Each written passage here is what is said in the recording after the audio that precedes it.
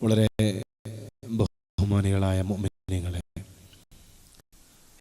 അള്ളാഹുവിൻ്റെ പള്ളിയിൽ അവന് വേണ്ടി ഇഅ്തികാഫിരിക്കുന്നു എന്ന നിയ്യത്തോടുകൂടി എല്ലാവരും ഇരിക്കുക. നവൈതുൽ ഇഅ്തികാഫ ഫീ ഹാദൽ മസ്ജിദി ലില്ലാഹി തആല. അള്ളാഹുവിൻ്റെ പൊരുത്തത്തിലായി ജീവിക്കുന്ന സത്യവിശ്വാസികളുടെ കൂട്ടത്തിൽ നമ്മെ ഉൾപ്പെടുത്തി തരുമാറാവട്ടെ. നമ്മിൽ നിന്ന് വന്നു പോയിട്ടുള്ള തെറ്റുകുറ്റങ്ങൾ അള്ളാഹു നമുക്ക് മാപ്പ് ചെയ്തു തരുമാറാവട്ടെ. തെറ്റുകളും കുറ്റങ്ങളും ചെയ്യാത്ത ശിഷ്ടകാല ജീവിതം തന്ന് അള്ളാഹു നമ്മയൊക്കെ അനുഗ്രഹിക്കുമാറാവട്ടെ. ഹബീബായ നബി മുസ്തഫ മുഹമ്മദ് സല്ലല്ലാഹു അലൈഹി വസല്ലം തങ്ങളെ ഹൃദയം നിറഞ്ഞ് സ്നേഹിക്കുകയും ജീവിക്കുന്ന കാലത്ത് അവിടുത്തെ പൊരുത്തം കരഗതമാക്കുകയും അന്ത്യനാളിൽ അവിടുത്തെ തിരുകരങ്ങളിൽ നിന്ന് ഹൗദുൽ കൗസർ വാങ്ങിക്കുടിക്കുകയും ചെയ്യുന്ന സൗഭാഗ്യവാന്മാരിൽ അള്ളാഹു നമ്മയൊക്കെ ഉൾപ്പെടുത്തി തരുമാറാവട്ടെ. പ്രയാസങ്ങൾ അനുഭവിക്കുന്ന, ആശങ്കകളിൽ അകപ്പെട്ടു പോയ നമ്മുടെ പ്രിയപ്പെട്ട സഹോദരങ്ങൾക്ക്, വ്യത്യസ്ത രാഷ്ട്രങ്ങളിലുള്ള നമ്മുടെ പ്രിയപ്പെട്ട സഹോദരങ്ങൾക്ക് അള്ളാഹു സമാധാനം പ്രദാനം ചെയ്യുമാറാവട്ടെ. ഇസ്ലാമിനെയും മുസ്ലിം ലോകത്തെയും ശിഥിലീകരിക്കാൻ ശ്രമിക്കുന്ന ശക്തികളെ അള്ളാഹു പരാജയപ്പെടുത്തുമാറാവട്ടെ. പ്രിയപ്പെട്ടവരെ, ഇന്ന് നമുക്ക് ചർച്ച ചെയ്യാനുള്ളത് സൂറത്തുർ റഹ്മാനിലെ 7, 8, 9 ആയത്തുകളാണ്. അല്ലാഹു സുബ്ഹാനഹു വ തആല അല്ലാഹുവിൻ്റെ ഏറ്റവും വിശിഷ്ടമായ നാമങ്ങളിലൊന്നായ കരുണ നിറഞ്ഞവൻ എന്ന അർ-റഹ്മാൻ കൊണ്ട് ആരംഭിക്കുകയും അല്ലാഹു ചെയ്തു തന്നിട്ടുള്ള 14 നിഅമത്തുകളെ ഓർമ്മിപ്പിച്ചുകൊണ്ട് ഫബി അയ്യി അലാഇ ചോദിച്ച് തുടങ്ങുകയും ചെയ്യുന്ന സൂറത്താണ് സൂറത്തുർ റഹ്മാൻ എന്ന ഖുർആന്റെ പുതുമണവാളൻ എന്ന് നമ്മൾ മനസ്സിലാക്കുകയുണ്ടായി. അതിൻ്റെ ഭാഗമായി ഖുർആൻ പഠിപ്പിച്ചു എന്ന അനുഗ്രഹത്തെയും മനുഷ്യനെ സൃഷ്ടിച്ചു എന്ന അനുഗ്രഹത്തെയും മനുഷ്യനെ ഭാഷ പഠിപ്പിച്ചു എന്ന അനുഗ്രഹത്തെയും സൂര്യൻ, ചന്ദ്രൻ, തണ്ടുള്ളതും ഇല്ലാത്തതുമായ സസ്യങ്ങൾ ഇവയെയും അല്ലാഹു സുബ്ഹാനഹു വ തആല കഴിഞ്ഞ ആയത്തുകളിലൂടെ മനുഷ്യർക്കായി, ലോകത്തിനായി സൃഷ്ടിച്ചു വെച്ച അനുഗ്രഹങ്ങളായി എണ്ണി പറഞ്ഞു. ഈ ആയത്തിൽ 7, 8, 9 ആയത്തിൽ പറയുന്ന അനുഗ്രഹം 2 അനുഗ്രഹമാണ്.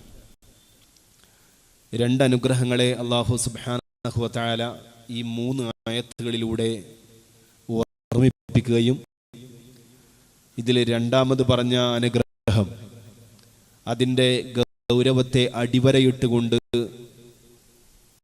8, 9 ആയത്തുകൾ അല്ലാഹു സുബ്ഹാനഹു വ തആല പ്രസ്താവിക്കുകയും ചെയ്യുന്നതാണ് ഇന്നത്തെ നമ്മുടെ ചർച്ചാ വിഷയം. 7-ാമത്തെ ആയത്തിൽ അല്ലാഹു പറയുന്നത് വസ്സമാഅ റഫഅഹാ വവളഅൽ മീസാൻ എന്നാണ്. പിന്നീട് 9, 10, 8, 9 ആയത്തുകൾ പറയുന്നത് അല്ലാ തത്ഗൗ ഫിൽ മീസാൻ വഅഖീമുൽ വസ്ന ബിൽ ഖിസ്തി വലാ തുഖ്സിറുൽ മീസാൻ എന്നാണ്. അത് അനുഗ്രഹങ്ങളെ എടുത്തു പറയലല്ല. ഈ പറഞ്ഞ അനുഗ്രഹത്തെ, ഈ 7-ാമത്തെ ആയത്തിൽ പറഞ്ഞ 2-ാം അനുഗ്രഹത്തെ, അതിനെ സൂക്ഷ്മതയോടെ കൈകാര്യം ചെയ്യേണ്ടതിനെ കുറിച്ചുള്ള ആജ്ഞയും അതിൽ കുറവ് വരുത്തുന്നതിനെയും അതിൽ അതിക്രമം കാണിക്കുന്നതിനെയും പറ്റിയുള്ള വിരോധനയുമാണ് 8-ാമത്തതും 9-ാമത്തതുമായ ആയത്തുകളിലൂടെ അള്ളാഹു പറയുന്നത്. ബാക്കിയുള്ള അനുഗ്രഹങ്ങളെ എണ്ണി പറഞ്ഞെടുത്ത് ഈ രൂപത്തിലൊരു പരാമർശം അള്ളാഹു നടത്തുന്നില്ല. മറിച്ച് ഈ ആയത്തിൽ പറയുന്ന 2-ാം അനുഗ്രഹത്തെക്കുറിച്ച് പറയുമ്പോഴാണ് അല്ലാഹു സുബ്ഹാനഹു വ തആല ഈ 14 അനുഗ്രഹങ്ങൾക്കിടയിൽ കൽപ്പനയും വിരോധനയും സമന്വയിപ്പിച്ചുള്ള നിർദ്ദേശം അല്ലാഹു നൽകുന്നത്. അതുകൊണ്ട് തന്നെ വളരെ പ്രധാനപ്പെട്ട ഒരു അനുഗ്രഹമാണ് ഇത് എന്ന് നമുക്ക് മനസ്സിലാക്കാം. 1-ാമത്തെ അനുഗ്രഹം വസ്സമാഅ റഫഅഹാ എന്നാണ്. പ്രപഞ്ചത്തെ അല്ലാഹു ഉയർത്തിയിരിക്കുന്നു. വസ്സമാഅ എന്നാൽ പ്രപഞ്ചത്തെ, റഫഅഹ അല്ലാഹു അതിനെ ഉയർത്തിയിരിക്കുന്നു. പ്രപഞ്ചത്തെ അല്ലാഹു ഉയർത്തി എന്ന് പറയാൻ അറബി ഭാഷയിൽ റഫഅ സമാഅ എന്ന് പറഞ്ഞാൽ മതി. പക്ഷേ അങ്ങനെയല്ല. അല്ലാഹു പരാമർശിച്ചിട്ടുള്ളത് വസ്സമാഅ, പ്രപഞ്ചത്തെ, റഫഅ, അവൻ ഉയർത്തിയിരിക്കുന്നു, പ്രപഞ്ചത്തെ. അറബിയിൽ ഇസ്തിഗാൽ ബാബുൽ ഇസ്തിഗാൽ എന്നാണ് ഈ പരാമർശത്തെ കുറിച്ച് പൊതുവെ പറയാറുള്ളത്. ഒരു വസ്തുവിനെ കുറിച്ച് പറയുമ്പോൾ ആ വസ്തുവിനെ കുറിച്ചുള്ള സന്ദേശത്തിന് കൂടുതൽ ഊന്നൽ നൽകാൻ മറ്റാർക്കും കഴിയാത്ത ഒരു ദൗത്യമാണ് അള്ളാഹു നിർവഹിച്ചിട്ടുള്ളത് എന്ന് പഠിപ്പിക്കാൻ ആ വസ്തുവിനെ ആദ്യം പരാമർശിക്കുകയും പിന്നീട് വസ്തുവുമായി ബന്ധപ്പെട്ട ക്രിയയെ രണ്ടാമത് പറയുകയും ചെയ്യുന്ന ബാബുൽ ഇസ്തിഗാൽ എന്ന് പറയുന്ന അറബി വ്യാകരണത്തിലുള്ള ഒരു ശൈലിയാണ് ഈ ആയത്തിൽ അള്ളാഹു പ്രയോഗിച്ചിട്ടുള്ളത്. അതാണ് വസ്സമാഅ, പ്രപഞ്ചത്തെ റഫഅ, അള്ളാഹു ഉയർത്തിയിരിക്കുന്നു, അതിനെ, പ്രപഞ്ചത്തെ അള്ളാഹു ഉയർത്തിയിരിക്കുന്നു അതിനെ. അങ്ങനെയാണ് മലയാളത്തിലേക്ക് ഭാഷാന്തരം ചെയ്താൽ അതിന്റെ അർത്ഥം വരിക. അപ്പോൾ പിന്നെ പരിശുദ്ധ ഖുർആനിൽ പരാമർശിച്ചിട്ടുള്ള വളരെ ശ്രദ്ധേയമായ, മനുഷ്യന് ഇന്ന് വരെ കണ്ടെത്താൻ കഴിയാത്ത പ്രപഞ്ചത്തിന്റെ ഒരു യാഥാർത്ഥ്യമാണ് മേലാപ്പ് എന്ന് പറയുന്നത്. സമാ എന്ന് പറഞ്ഞാൽ മേലാപ്പ് എന്നാണ്. സമ എന്ന് പറഞ്ഞാൽ മേലെയായി. ഭൂമിക്ക് മേലെയുള്ള എന്തിനേയും പറയാൻ പരിശുദ്ധ ഖുർആൻ സമ എന്ന് പറയുന്നുണ്ട്. അല്ലാതെ സമ എന്ന് പറഞ്ഞാൽ നമ്മൾ മേലോട്ട് കാണുന്ന വർണ്ണത്തെ മാത്രം സൂചിപ്പിക്കാനല്ല. മേലോട്ട് കാണുന്ന വർണ്ണവും സമ ആണ്.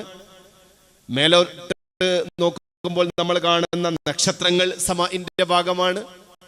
മേലാപ്പിൽ കാണുന്നത് എന്തൊക്കെയുണ്ടോ അവ മുഴുവൻ ഉൾപ്പെടുത്തിയിട്ടുള്ള പ്രയോഗമായിട്ടാണ് പരിശുദ്ധ ഖുർആൻ പലയിടങ്ങളിലും സമ എന്ന് പ്രയോഗിച്ചിട്ടുള്ളത്. എന്നാൽ ഈ മേലാപ്പിനൊക്കെയുള്ള ഒരു പരിധി, ഈ കാണുന്ന മേലാപ്പിന്റെ പരിധി, ആ പരിധിയെ സൂചിപ്പിക്കാനും സമ എന്ന് അള്ളാഹു പറഞ്ഞിട്ടുണ്ട്. അതാണ് സബഅ സമാവാത്തിൻ, 7 ആകാശങ്ങൾ എന്ന് പറയുന്നത്. അതിലെ ഒന്നാമത്തെ ആകാശത്തിനകമേ ഉള്ളതിനെയാണ് നമ്മൾ പ്രപഞ്ചം എന്ന് പൊതുവെ പറയാറുള്ളത്. സമാ ഉദ്ദുന്യ, നമ്മൾ കാണുന്ന പരിധിക്കകമേ ഉള്ള വസ്തുക്കൾ, അതിനെയാണ് നമ്മൾ സമാ ഉദ്ദുന്യ എന്ന് പറയാറുള്ളത്. വലഖദ് സയ്യന്ന സമാ അദ്ദുന്യ ബിമസാബിഹ, ഈ അടുത്ത ആകാശത്തെ എന്ന് പറയുന്നത്. വളരെ അടുത്താണിത് എന്നതാണ് പരിശുദ്ധ ഖുർആന്റെ ഭാഷയിൽ ഈ പ്രപഞ്ചം. നമ്മൾ ഇന്നലെ സംസാരിച്ചതുപോലെ നമുക്ക് വലിയ അകലം തോന്നുമെങ്കിലും അള്ളാഹുവിന്റെ പ്രപഞ്ചത്തെ അപേക്ഷിച്ച് ഇത് സമാ ഉദ്ദുന്യയാണ്, അടുത്ത പ്രപഞ്ചമാണ്. ഈ പ്രപഞ്ചത്തെ അള്ളാഹു ഉയർത്തിയിരിക്കുന്നു എന്നാണ് ഇവിടെ പറഞ്ഞിട്ടുള്ളത്. സമാ റഫഅഹ, പ്രപഞ്ചത്തെ അള്ളാഹു ഉയർത്തിയിരിക്കുന്നു. മേലാപ്പിനെ അള്ളാഹു ഉയർത്തിയിരിക്കുന്നു. റഫഅഹ, അതിനെ ഉയർത്തിയിരിക്കുന്നു. എന്തിൽ നിന്ന് ഉയർത്തി എന്ന് ചോദിച്ചാൽ മനുഷ്യന് കണ്ടെത്തുന്നതിൽ നിന്നും ഉയർത്തി, മനുഷ്യന് മനസ്സിലാക്കാൻ പറ്റുന്നതിൽ നിന്നും ഉയർത്തി. അഥവാ ഒരു കാലത്തും മനുഷ്യന് ഇതിന്റെ ഉയർച്ച എത്രയാണ് എന്ന് മനസ്സിലാക്കാൻ പറ്റുകയേ ഇല്ല. എത്രമാത്രം ഉയരെയാണ് ഈ പ്രപഞ്ചത്തിന്റെ, നമ്മൾ കാണുന്ന ദൃശ്യപ്രപഞ്ചത്തിന്റെ പരിധി എന്ന് മനുഷ്യന് മനസ്സിലാക്കാൻ കഴിയുന്നതിനപ്പുറത്തേക്ക് പ്രപഞ്ചത്തെ അള്ളാഹു ഉയർത്തിയിരിക്കുന്നു.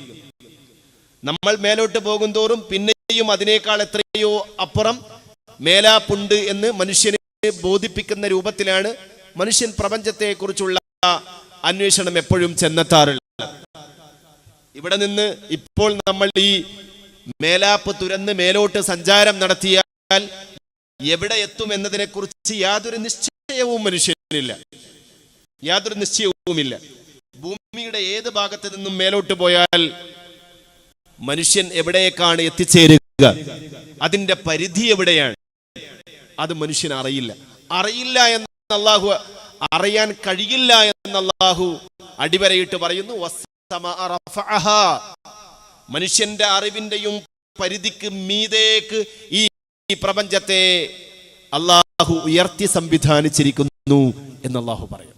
അപ്പൊ ഈ പ്രപഞ്ചത്തിന്റെ വിശാലതയെ നമ്മൾ അനന്തം, അജ്ഞാതം, അവർണ്ണനീയം എന്ന് പറയാറുണ്ട്.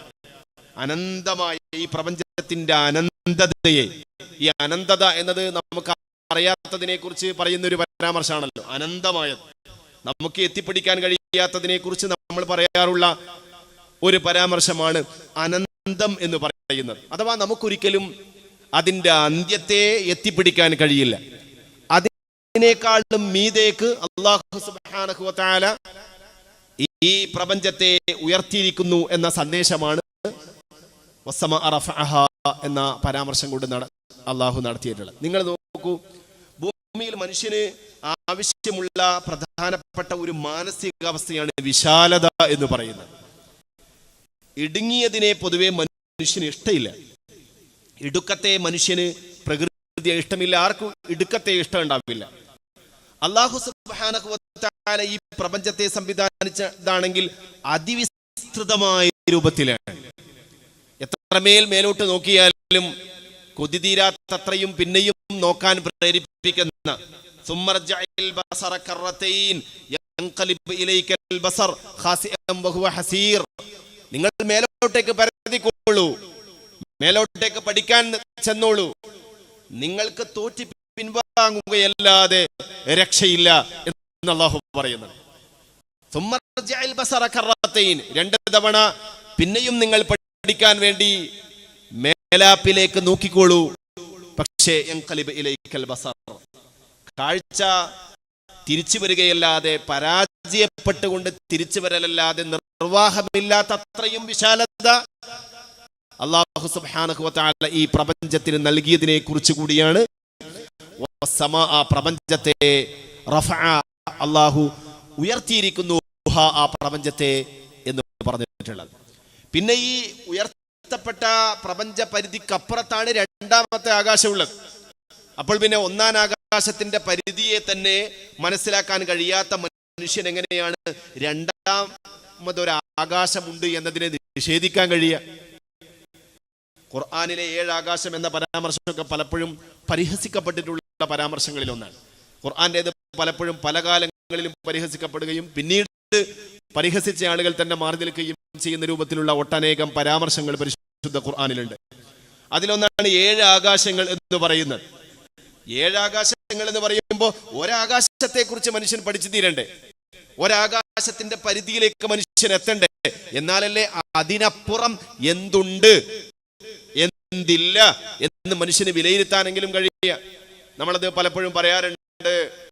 ഈ പ്രപഞ്ചത്തെ കുറിച്ചുള്ള പഠനത്തെ കുറിച്ച് മനസ്സിലാക്കാനുള്ള ഒരു അടിസ്ഥാന പാഠം എന്ന് പറഞ്ഞാൽ, ഉണ്ട് എന്ന് വിശ്വസിക്കപ്പെടുന്ന പ്രപഞ്ചത്തിന്റെ 10% പോലും മനുഷ്യൻ ഇതുവരെ പരതി നോക്കാൻ, പഠിക്കാൻ സാധിച്ചിട്ടില്ല. ഉണ്ട് എന്ന് വിശ്വസിക്കപ്പെടുന്ന പ്രപഞ്ചത്തിന്റെ 10% പോലും മനുഷ്യൻ ഇതുവരെ പഠിക്കാൻ കഴിഞ്ഞിട്ടില്ല. പരമാവധി 10% പഠിച്ചു എന്ന് പറഞ്ഞാൽ തന്നെ ബാക്കി 90% കുറിച്ച് മനുഷ്യന് യാതൊരു കാഴ്ചപ്പാടുമില്ല. ഒരു കാഴ്ചപ്പാടും മനുഷ്യനില്ല. എല്ലാം വലിച്ചു കൊണ്ടുപോകുന്ന ബ്ലാക്ക് ഹോൾ, എല്ലാം പുറത്തേക്ക് എത്തിക്കുന്ന വൈറ്റ് ഹോൾ, ഇതൊന്നും ഇതിന്റെ ആത്യന്തികമായ സത്യത്തെക്കുറിച്ചൊന്നും പൂർണ്ണമായി മനുഷ്യന് മനസ്സിലാക്കാൻ പോലും കഴിഞ്ഞിട്ടില്ല. അതിനൊക്കെ അപ്പുറത്തുള്ള പ്രപഞ്ചത്തിന്റെ വിസ്തൃതിയെ, വിശാലതയെ മനുഷ്യൻ ഒരിക്കലും മനസ്സിലാക്കാൻ കഴിഞ്ഞിട്ടില്ല. ഈ കഴിയാത്ത മനുഷ്യനാണ് 10% പഠിച്ചു എന്ന് പറഞ്ഞാൽ, അംഗീകരിച്ചാൽ തന്നെ 10% പഠിച്ച മനുഷ്യൻ ഈ 10% വെച്ചിട്ട് 90% വിലയിരുത്തി കളയാണ്. 10% ഇങ്ങനെയാണെങ്കിൽ ബാക്കി 90% ഇങ്ങനെയായിരിക്കും എന്ന് മനുഷ്യൻ പറയുന്നതിലെ യുക്തിരാഹിത്യത്തെ കുറിച്ച് നമ്മൾ ആലോചിക്കും. 90% പഠിച്ചിട്ടുണ്ടെങ്കിൽ നമുക്ക് പറയാം 90% ഇങ്ങനെയാണെങ്കിൽ 10% കൂടി ഇങ്ങനെയായിരിക്കും എന്ന് പറയാം. പക്ഷെ വെറും 10% പഠിച്ചിട്ട് മനുഷ്യൻ പറയാണ് 90% ഇങ്ങനെയൊക്കെ ആയിരിക്കും എന്ന് പറയാൻ, അതെന്തുമാത്രം യുക്തിരഹിതമാണ് എന്ന് നമുക്ക് ആലോചിച്ചാൽ മതി.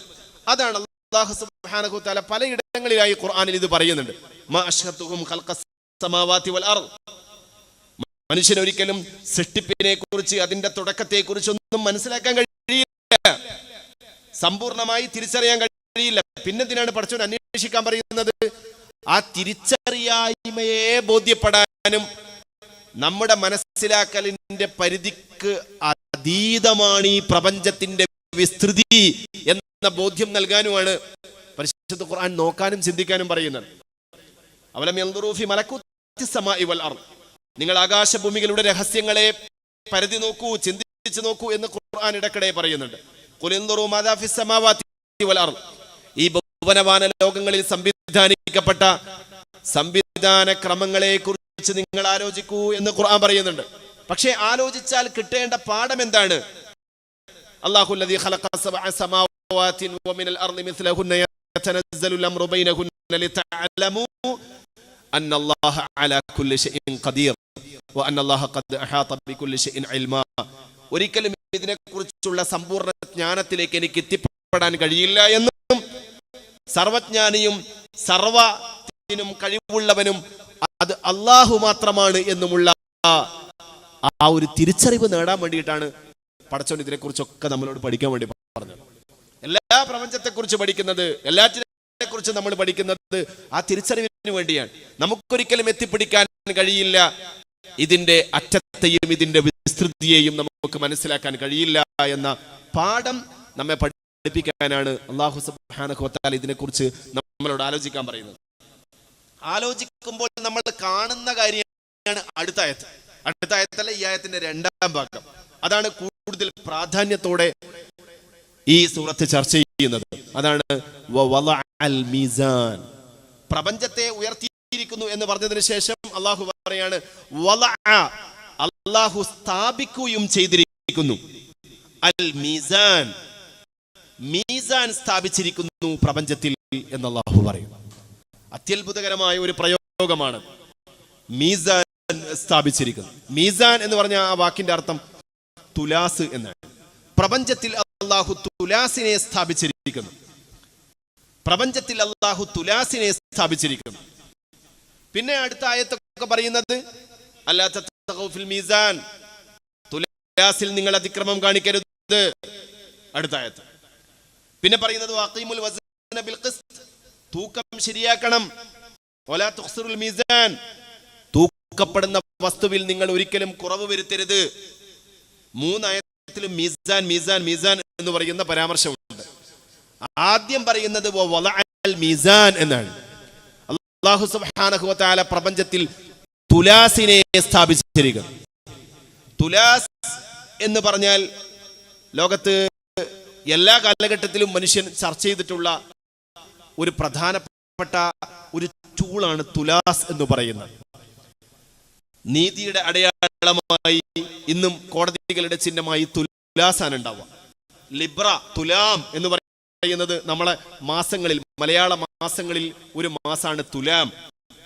നക്ഷത്രങ്ങൾ തുലാത്തിന്റെ രൂപത്തിൽ നക്ഷത്രങ്ങൾ ഉണ്ടാവുന്നു എന്ന് മാത്രമല്ല, പകലും രാത്രിയും ഒരേപോലെയാകുന്ന സമയങ്ങളെ കുറിച്ച് കൂടി സൂചിപ്പിക്കാനാണ്, അതായത് ഒരു ബാലൻസ് നിലനിൽക്കുന്ന നാളിനെ സൂചിപ്പിക്കാനാണ് ലിബ്ര, തുലാസ് എന്നൊക്കെ പറയുന്നത്. അപ്പൊ പ്രപഞ്ചത്തിൽ എല്ലാ കാലഘട്ടത്തിലും ചർച്ച ചെയ്യപ്പെട്ട മനുഷ്യൻ നീതിയുടെ അടയാളമായി കൊണ്ടു നടക്കുന്ന പ്രധാനപ്പെട്ട ഒരു ടൂളാണ് തുലാസ് എന്ന് പറയുന്നത്. അല്ലാഹു സുബ്ഹാനഹു വ തആല പറയാണ് ഈ ആയത്തിൽ അല്ലാഹു പ്രപഞ്ചത്തിൽ സ്ഥാപിച്ചിരിക്കുന്നു അൽ മീസാൻ, തുലാസിനെ സ്ഥാപിച്ചിരിക്കുന്നു. ഇനി തുലാസ് എന്നതിനെ അതിന്റെ ആശയ തലങ്ങളിലേക്ക് നമ്മൾ കൊണ്ടുവന്നാൽ തുലാസ് ചെയ്യുന്ന, നിർവഹിക്കുന്ന ദൗത്യം എന്താണ്? സന്തുലിതമാക്കുക എന്നാണ്, ഒരേപോലെയാക്കുക എന്നാണ്, ബാലൻസ് എന്നാണ്. അപ്പോൾ വവളഅൽ മീസാൻ എന്ന് പറഞ്ഞാൽ അതിന്റെ അർത്ഥം ഈ പ്രകൃതിയിൽ, പ്രപഞ്ചത്തിൽ പടച്ചറബ് സന്തുലിതാവസ്ഥയെ സൃഷ്ടിച്ചിരിക്കുന്നു. മറ്റൊരർത്ഥത്തിൽ പറഞ്ഞാൽ ഈ പ്രപഞ്ചം ബാലൻസ്ഡായി അല്ലാഹു ക്രമീകരിച്ചിരിക്കുന്നു. സമതുലിതമായി അല്ലാഹു ഈ പ്രപഞ്ചത്തെ ക്രമീകരിച്ചിരിക്കുന്നു. പിന്നീടാണ് അല്ലാഹു ആ സന്തുലിതാവസ്ഥയെ നിങ്ങൾ തകർക്കരുത് എന്ന് പറയുന്നത്. ഈ ഉയരെയുള്ള പ്രപഞ്ചത്തെ കുറിച്ച് മനുഷ്യൻ പഠിക്കും തോറും മനുഷ്യനെ അത്ഭുതപ്പെടുത്തുന്ന ഏറ്റവും പ്രധാനപ്പെട്ട കാര്യവും പ്രപഞ്ചത്തിന്റെ ഈ സന്തുലിതാവസ്ഥയാണ്, പ്രപഞ്ചത്തിലെ ഈ മീസാനാണ്. മനുഷ്യൻ ഈ പ്രപഞ്ചത്തെ കുറിച്ച് പഠിക്കുമ്പോഴൊക്കെയും മനുഷ്യനെ കാണാൻ കഴിയുക. എന്തുകൊണ്ട് ഈ പ്രപഞ്ചം ഇങ്ങനെ ബാലൻസ്ഡായി എന്നതിന് മനുഷ്യന് ഉത്തരമൊന്നും കണ്ടെത്താൻ കഴിയില്ല. ആ ഉത്തരം പടച്ച റബ്ബാണ്. എന്തുകൊണ്ട് പ്രപഞ്ചം ബാലൻസ്ഡായി എന്ന്. പക്ഷെ മനുഷ്യന് കണ്ടെത്താൻ കഴിയുന്ന കാര്യം ഈ പ്രപഞ്ചം മീസാനിലാണ് സ്ഥാപിതമായിട്ടുള്ളത് എന്ന മഹാസത്യത്തെയാണ്. മേലോട്ട് മേലോട്ട് എത്രമേൽ നമ്മൾ നോക്കിയാലും നമുക്ക് ഈ പ്രപഞ്ചത്തിൽ നിരീക്ഷിക്കാൻ കഴിയുന്ന പ്രപഞ്ചത്തിന്റെ താളം, പ്രപഞ്ചത്തിന്റെ സന്തുലിതമായ സൃഷ്ടിപ്പാണ്. നമ്മൾ ഇന്നലെ അതിലേക്ക് സൂചന നൽകിയല്ലോ. സൂര്യൻ സൃഷ്ടിക്കപ്പെട്ട അകലം, അതുപോലെ ഭൂമി സൃഷ്ടിക്കപ്പെട്ട അകലം, ഭൂമിയിൽ നിന്ന് ചന്ദ്രൻ സൃഷ്ടിക്കപ്പെട്ട അകലം, ഈ അകലം കാരണം പോലും ഈ അകലത്തിൽ അള്ളാഹു സ്ഥാപിച്ചിട്ടുള്ള മീസാൻ, അതിന്റെ സന്തുലിതാവസ്ഥ കാരണമാണ് ഈ ഭൂമിയിൽ നമ്മുടെ ജീവിതം സാധ്യമാകുന്നത്. നമ്മുടെ ഭൂമി ഈ പ്രപഞ്ചത്തിൽ സ്ഥിതി ചെയ്യുന്ന സ്ഥലത്തെക്കുറിച്ച് ഗോൾഡൻ ഏരിയ എന്ന് പറയാറുണ്ടല്ലോ. അതായത് ജീവന് സാധ്യമായ അത്രയും നല്ല ഒരു ഏരിയ ഈ പ്രപഞ്ചത്തിൽ മനുഷ്യൻ ഇതുവരെ കണ്ടെത്തിയിട്ടില്ല. ചന്ദ്രനിൽ ജീവൻ സാധ്യമല്ല, ചൊവ്വയിൽ ജീവൻ സാധ്യമല്ല, സാധാരണ രൂപത്തിൽ അവിടെയൊന്നും ജീവൻ കണ്ടിട്ടില്ല. എന്നാൽ ഭൂമി നിൽക്കുന്ന ആ ഒരു ഇടം, ഭൂമിയിൽ നിന്ന് 3.5 ലക്ഷം കിലോമീറ്റർ അകലെ ചന്ദ്രനെ അല്ലാഹു ഘടിപ്പിച്ച വിധം നിങ്ങൾ ആലോചിച്ച് നോക്കൂ. ഭൂമിയിൽ നിന്ന് 3.5 ലക്ഷം കിലോമീറ്റർ അകലെയാണ് ചന്ദ്രനുള്ളത് എന്ന് നമ്മൾ ഇന്നലെ പറഞ്ഞു.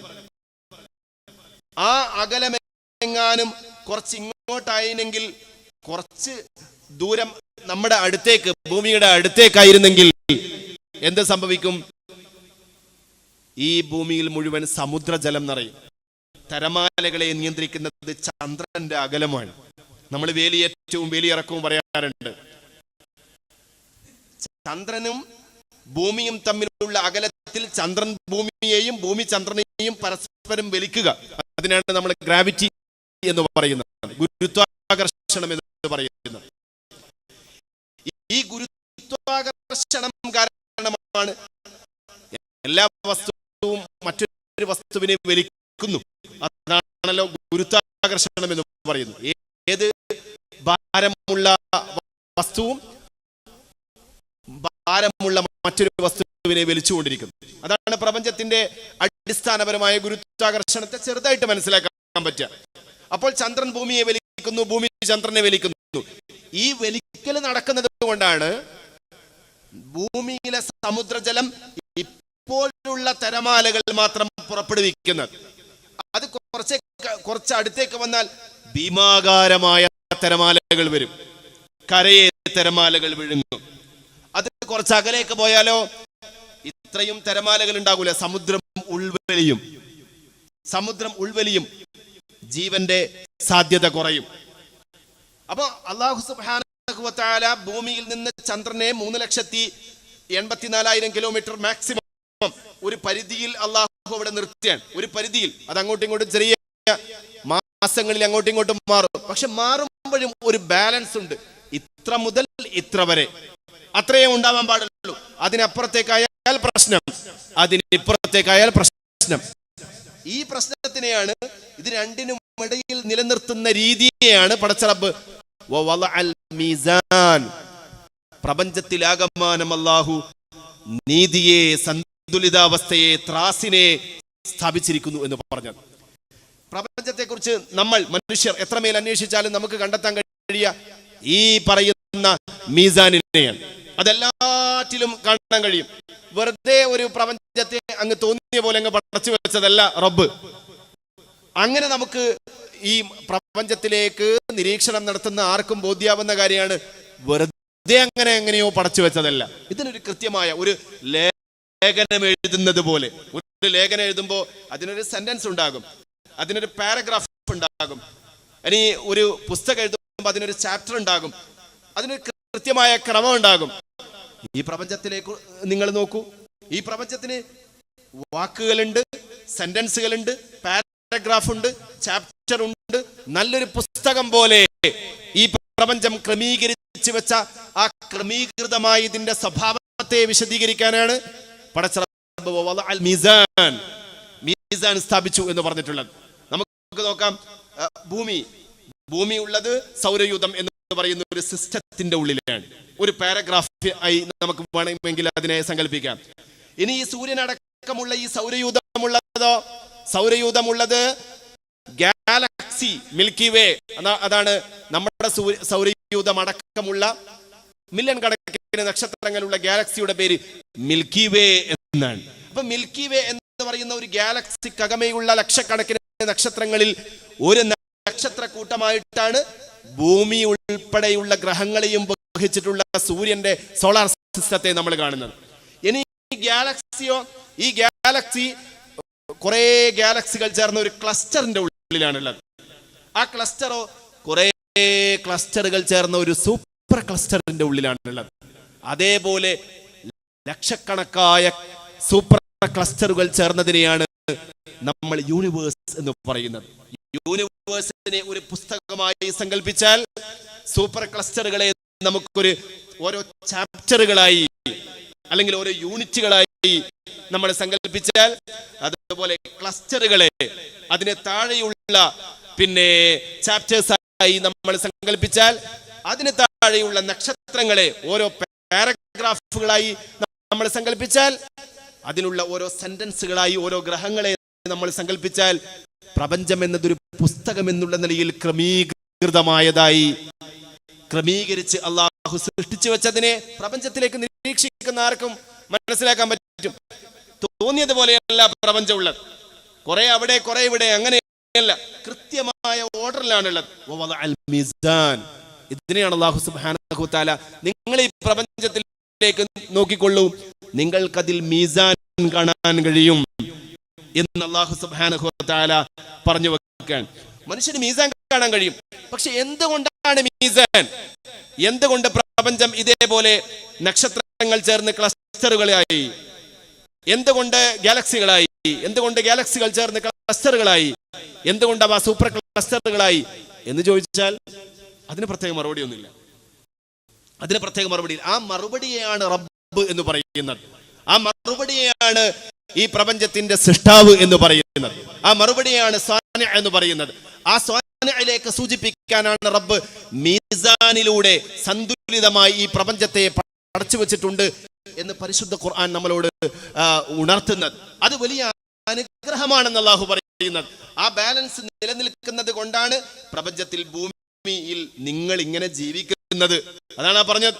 പ്രപഞ്ചത്തിലെ ആ ബാലൻസ് കാരണമാണ് ഭൂമിയിൽ നിങ്ങൾ ഇങ്ങനെ ജീവിക്കുന്നത്. നിങ്ങൾ കരിഞ്ഞു പോവാത്തത്, ഭൂഖണ്ഡങ്ങൾ അപ്രത്യക്ഷമായി പോവാത്തത്, സമുദ്രങ്ങൾ ആക്രമണം നടത്തി ഭൂഖണ്ഡങ്ങൾ അപ്രത്യക്ഷമാവാതെ പോകുന്നത് പടച്ചറബ് സ്ഥാപിച്ചിട്ടുള്ള ഈ മീസാൻ കൊണ്ടാണ്. നിങ്ങൾക്ക് ഇതിനെ നിരാകരിക്കാൻ കഴിയോ?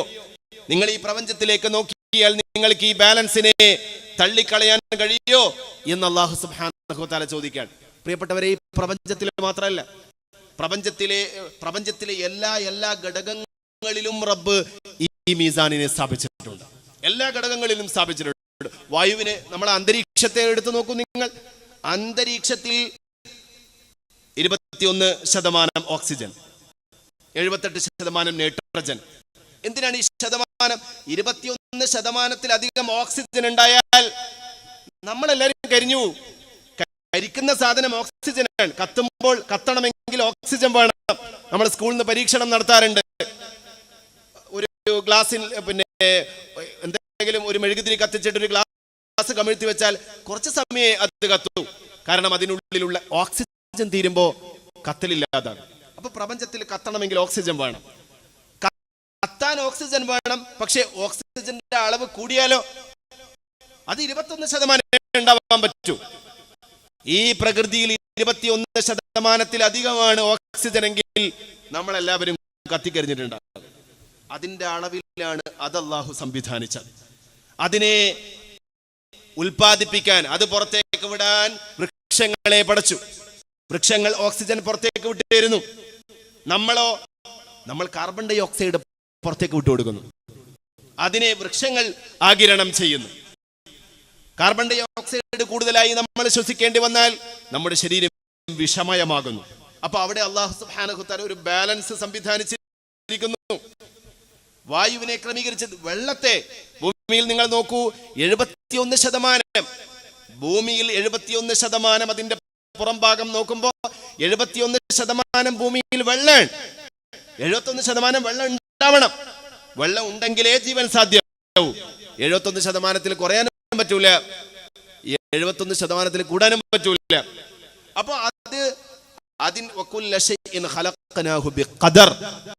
അല്ലാഹു സുബ്ഹാനഹു വ തആല വെള്ളത്തെ പടച്ചു വെച്ചിട്ടുള്ളത്, അല്ലാഹു വായുവിനെ പടച്ചു വെച്ചിട്ടുള്ളത് പ്രിയപ്പെട്ടവരെ ഒരു കൃത്യമായ കണക്കിലാണ്.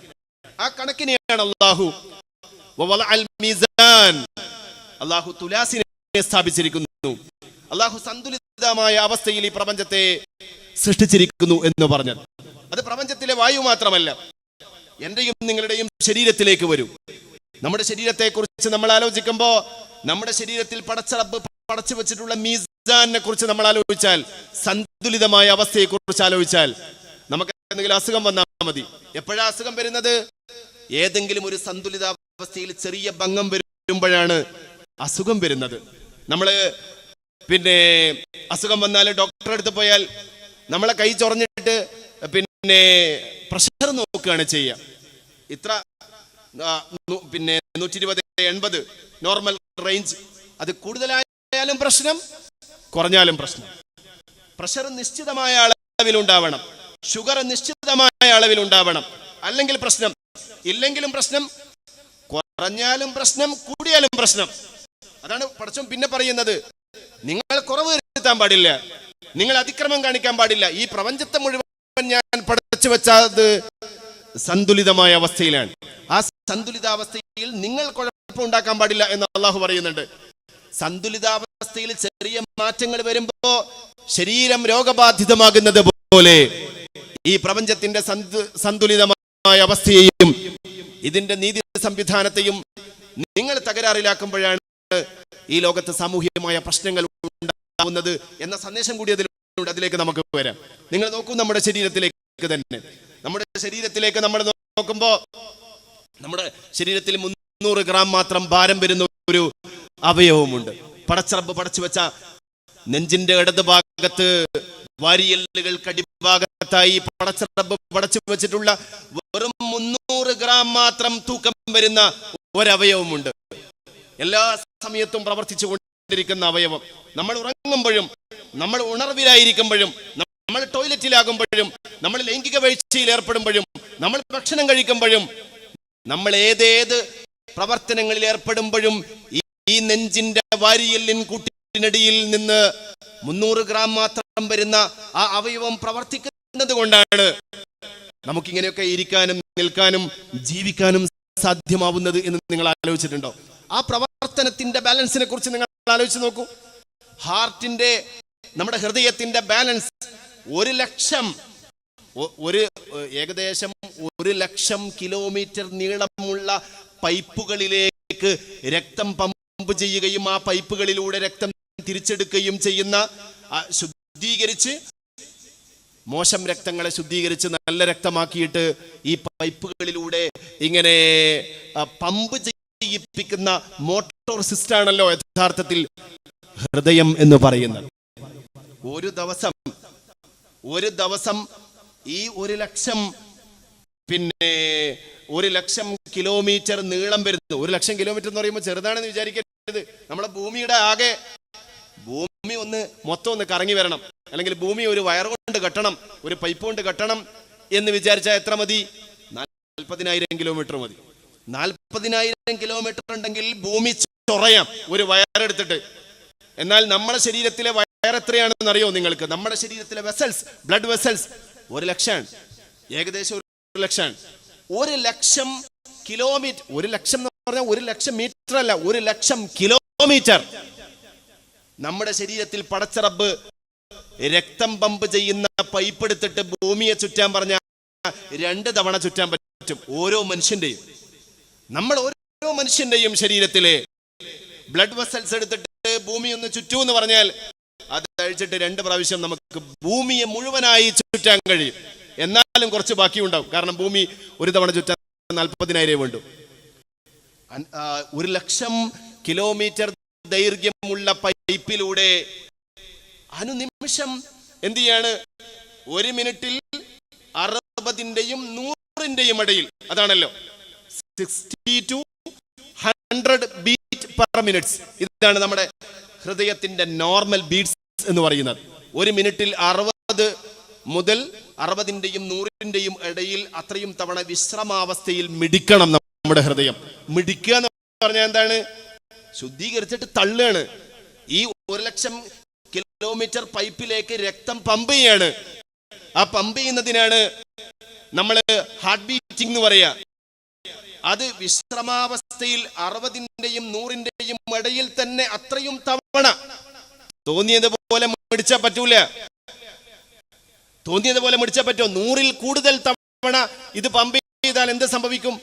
ഡോക്ടർമാർ പറയും ടാക്കിക്കാർഡിയ. ടാക്കിക്കാർഡിയ എന്ന് പറയുന്ന അസുഖമാണ്, പ്രശ്നമുണ്ട് എന്ന് പറയും.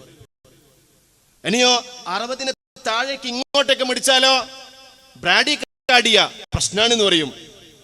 100-ലേക്കാൾ കൂടുമ്പോൾ ടാക്കിക്കാർഡിയയും 60-നേക്കാൾ കുറയുമ്പോഴേക്ക് ബ്രാഡികാർഡിയയുമായി അല്ലാഹു സുബ്ഹാനഹു വ തആല ഈ 60-ന്റെയും 100-ന്റെയും ഇടയിലുള്ള അത്രയും മിടിപ്പ് തന്നെ ഓരോ മിനിറ്റിലും സംവിധാനിച്ച് ഒരു ദിവസം 1,00,000 സാധാരണ രീതിയിൽ മിടിപ്പ് നടത്തിയിട്ട് ഈ 1,00,000 കിലോമീറ്റർ ദൈർഘ്യമുള്ള വെസൽസിലേക്ക് രക്തം പമ്പ് ചെയ്യുന്ന സംവിധാനത്തെ കുറിച്ചാണ് പ്രിയപ്പെട്ടവരെ അല്ലാഹു സന്തുലിതമായ അവസ്ഥയിലാണ് ഈ പ്രപഞ്ചത്തിലെ സകലതിനെയും പടച്ചു വെച്ചത് എന്ന് അല്ലാഹു പറഞ്ഞിട്ടുള്ളത്. നമ്മുടെ ശ്വാസ സംവിധാനങ്ങൾ, നമ്മൾ ശ്വസിക്കുന്നത് 20,000 ഒരു ദിവസം 20,000 തവണ നമ്മൾ ശ്വസിക്കണം. ഈ 20,000 തവണ ശ്വസിക്കുമ്പോഴും നമ്മുടെ ശരീരത്തിലേക്ക് കൃത്യമായ അളവിൽ ഓക്സിജൻ എത്തണം.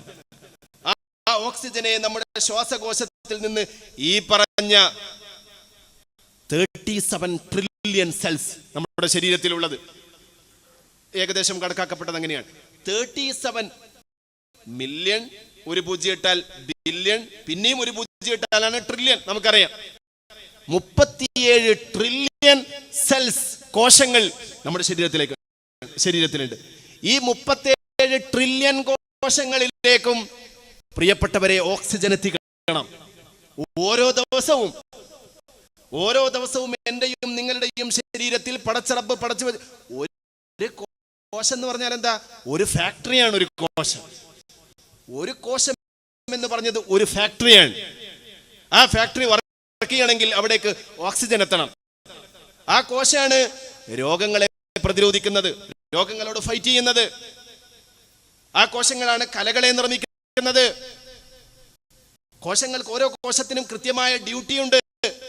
ആ ഫാക്ടറികളിൽ അതിന്റെ പ്രവർത്തനം നടക്കണമെങ്കിൽ അവിടേക്ക് ഓക്സിജൻ എത്തണം. അത് 1, 2, 3, 1,00,000, 10,00,000 അല്ല, 37 ട്രില്യൺ കോശങ്ങളാണ് പ്രിയപ്പെട്ടവരെ പടച്ചറബ് നമ്മുടെ ശരീരത്തിൽ സംവിധാനിച്ച ആ കോശങ്ങളിലേക്ക് അതാത് സമയങ്ങളിൽ ഈ ഓക്സിജൻ എത്തിക്കുന്നത്. നിങ്ങൾ നോക്കൂ, നമ്മൾ ചിന്തിക്കണമെങ്കിൽ ഈ കാര്യങ്ങളെ കുറിച്ചൊക്കെ ഞാൻ പറയുമ്പോൾ നിങ്ങൾ ചിന്തിക്കുകയാണ്, ഞാനും ഇത് ചിന്തിച്ചിട്ട് പറയാണ്. ചിന്തിക്കണമെങ്കിലോ 86 ബില്യൺ ന്യൂറോൺസ് നമ്മുടെ തലച്ചോറിലുണ്ട്. 86 ബില്യൺ ന്യൂറോൺസ്. അത് ഇന്റർ കണക്റ്റഡ് ആയതുകൊണ്ടാണ് ചിന്തിക്കാൻ പറ്റുന്നത്, പറയുന്ന കാര്യങ്ങൾ മനസ്സിലാക്കാൻ പറ്റുന്നത്, തീരുമാനം എടുക്കാൻ പറ്റുന്നത്. അവ തമ്മിലുള്ള കമ്മ്യൂണിക്കേഷൻസ്, ഈ ന്യൂറോണുകൾ തമ്മിലുള്ള കമ്മ്യൂണിക്കേഷൻസ് കൃത്യമായി നടക്കുന്നത് കൊണ്ടാണ് പ്രിയപ്പെട്ടവരെ സംസാരിക്കാനും ചിന്തിക്കാനും തീരുമാനം എടുക്കാനും ദേഷ്യപ്പെടാനും സന്തോഷിക്കാനും എല്ലാം സാധിക്കുന്നത്. പടച്ചറബ് എന്റെയും നിങ്ങളുടെയും ബ്രെയിനിൽ പടച്ചു വെച്ച 86 ബില്യൺ ന്യൂറോൺസുകൾ ഉള്ളത് കൊണ്ടാണ് എന്ന് നമ്മൾ മനസ്സിലാക്കുമ്പോൾ, ഇനി നേരത്തെ പറഞ്ഞ 37 ട്രില്യൺ കോശങ്ങളിൽ ഏതെങ്കിലും ഒരു കോശത്തിന് ആയുസ്സുണ്ട്. ഒരു കോശം ഇത്ര സമയം ജീവിക്കാൻ പറ്റൂ. കൂടുതൽ സമയം ജീവിച്ചാലോ ബാലൻസ് തെറ്റി. അപ്പോഴാണ് ക്യാൻസർ എന്ന് പറയുന്നില്ല. എന്താ ക്യാൻസർ? കോശം മരിക്കേണ്ട സമയത്ത് മരിക്കാതിരിക്കുമ്പോഴാണ് അത് ക്യാൻസറസ് ആവുന്നത്. ക്യാൻസർ എന്ന് പറഞ്ഞാൽ സെല്ലാണ്, കോശം തന്നെയാണ്. കോശം അതിന് കണക്കാക്കപ്പെട്ട ഒരു പ്രായമുണ്ട്. ആ പ്രായത്തിൽ ആ കോശം മരിച്ചിരിക്കണം. ആ കോശം മരിക്കാതെ വരുമ്പോഴോ അത് ക്യാൻസറസ് ആയി. അതായത് അത് മരിക്കാതെ അകാല വാർദ്ധക്യത്തിൽ അങ്ങനെ നമ്മുടെ ശരീരത്തിൽ കഴിഞ്ഞുകൂടും. അകാല വാർദ്ധക്യം, വൃദ്ധനായിട്ടും മരിക്കാതെ അങ്ങനെ ബാക്കിയാകുന്ന ആൾ നമ്മുടെ ശരീര കോശങ്ങളിൽ അപകടങ്ങൾ ഉണ്ടാക്കും. അത് ബാക്കിയുള്ളതിനെയും മരിക്കാത്ത ഒരവസ്ഥയിലേക്ക് പ്രേരിപ്പിക്കും. അത് അടുത്ത കോശങ്ങളിലേക്ക് പകർന്നും കാർന്നും നമ്മുടെ ശരീരത്തെ തിന്നും. അപ്പം നമ്മൾ അതിനെ ക്യാൻസർ എന്ന് വിളിക്കും. അപ്പൊ ക്യാൻസർ ബാധിക്കുമ്പോഴാണ് നമ്മുടെ ശരീരത്തിൽ കൃത്യമായ സമയത്ത് ജനിക്കുകയും മരിക്കുകയും ചെയ്യുന്ന, കൃത്യമായ കാലയളവിൽ മാത്രം പ്രവർത്തനം നിർവഹിക്കേണ്ട ഈ പറയുന്ന 37 ട്രില്യൺ കോശങ്ങൾ നിർവഹിക്കുന്ന ദൗത്യത്തെ കുറിച്ച് നമ്മൾ അത്ഭുതപ്പെടുക. ഓരോ സംവിധാനം ബാലൻസ് പഠിക്കാൻ അല്ലാഹു സുബ്ഹാനഹു വ തആല ഈ പ്രപഞ്ചത്തിൽ സൃഷ്ടിച്ചു വെച്ച ബാലൻസിനെ കുറിച്ച് പഠിക്കാൻ നമ്മുടെ ശരീരത്തെ കുറിച്ച് മാത്രം പഠിച്ചാൽ മതി. എന്റെയും നിങ്ങളുടെയും ശരീരത്തെ കുറിച്ച് പഠിച്ചാൽ മതി. നമ്മുടെ ശരീരത്തിലെ ഓരോ സ്രവങ്ങൾ, ഓരോ ഗ്രന്ഥികൾ ഉൽപ്പാദിപ്പിക്കുന്ന സ്രവങ്ങൾ, ഹോർമോണുകൾ നമുക്ക് പഠിച്ചു തീർക്കാൻ പറ്റുമോ? ആ ഹോർമോണുകൾ നമ്മുടെ ശരീരത്തിൽ മെറ്റബോളിസം, നമ്മൾ പറയല്ലോ ഉപാപചയ പ്രവർത്തനങ്ങൾ നമ്മൾ സ്കൂളിൽ പഠിക്കാറുണ്ട്. ഉപാപചയ പ്രവർത്തനങ്ങൾ, മെറ്റബോളിസം, നമ്മുടെ ശരീരത്തെ താളാത്മകമായി നിലനിർത്തുന്ന ആ പ്രവർത്തനത്തെയാണ് നമ്മൾ മെറ്റബോളിസം എന്ന് പറയാം. ഈ മെറ്റബോളിസം കൃത്യമാവണമെങ്കിൽ എന്ത് വേണം? അനവധിയായ ഹോർമോണുകൾ കൃത്യമായ അളവിൽ ഉൽപ്പാദിപ്പിക്കപ്പെടുകയും പ്രവർത്തിക്കപ്പെടുകയും ചെയ്യണം. ഉദാഹരണത്തിന് നമ്മുടെ തൊണ്ടയിലുള്ള തൈറോയിഡ്, പൂമ്പാറ്റ പോലുള്ള മാംസഭാഗമാണ് നമ്മുടെ തൊണ്ടയിലുള്ള തൈറോയിഡ്. നമ്മൾ എപ്പോഴെങ്കിലും ചിന്തിക്കാറുണ്ടോ? നമ്മളെ തൊണ്ടയിൽ പൂമ്പാറ്റ പോലെ ഒരു മാംസകഷ്ണം അവിടെ സ്ഥിതി ചെയ്യാണ്. എന്നാൽ അത് വെറും മാംസകഷ്ണമല്ല, അത് ഹോർമോണുകൾ ഉൽപ്പാദിപ്പിക്കുന്നുണ്ട്. രക്തത്തിലേക്ക് ഇങ്ങനെ രക്തത്തെ നോക്കിയിട്ട് നിരീക്ഷിച്ചിട്ടാണ് അത് ഹോർമോൺ പുറപ്പെടുവിക്കുക. എന്താ നിരീക്ഷിക്കുക? പിറ്റ്യൂട്ടറി എന്ന് പറഞ്ഞ് നമ്മുടെ തലയിൽ വേറൊരു ഗ്രന്ഥിയുണ്ട്. ആ പിറ്റ്യൂട്ടറി ഗ്രന്ഥിയിൽ നിന്ന് ഉൽപ്പാദിപ്പിക്കപ്പെടുന്ന, അതാണ് നിരീക്ഷിക്കുക. പിറ്റ്യൂട്ടറിയാണ് നിരീക്ഷിക്കുക. നമ്മുടെ തലയിലുള്ള പിറ്റ്യൂട്ടറി നിരീക്ഷിക്കും നമ്മുടെ തൈറോയിഡ് കൃത്യമായിട്ട് ഹോർമോൺ പുറപ്പെടുവിക്കുന്നുണ്ടോ ഇല്ലേ. തൈറോയിഡ് T3, T4 എന്നൊക്കെ പറഞ്ഞിട്ട് തൈറോയിഡ് കുറെ ഹോർമോണുകൾ നമ്മുടെ രക്തത്തിലേക്ക് ഇങ്ങനെ ഉൽപ്പാദിപ്പിച്ചുകൊണ്ടേയിരിക്കും. അത് ആവശ്യത്തിന് ഉൽപ്പാദിപ്പിക്കാതെ വരുമ്പോ പിറ്റ്യൂട്ടറിക്ക് ദേഷ്യം പിടിക്കും. അപ്പം പിറ്റ്യൂട്ടറി എന്ത് ചെയ്യും? അതിനെ കാണുന്നില്ല.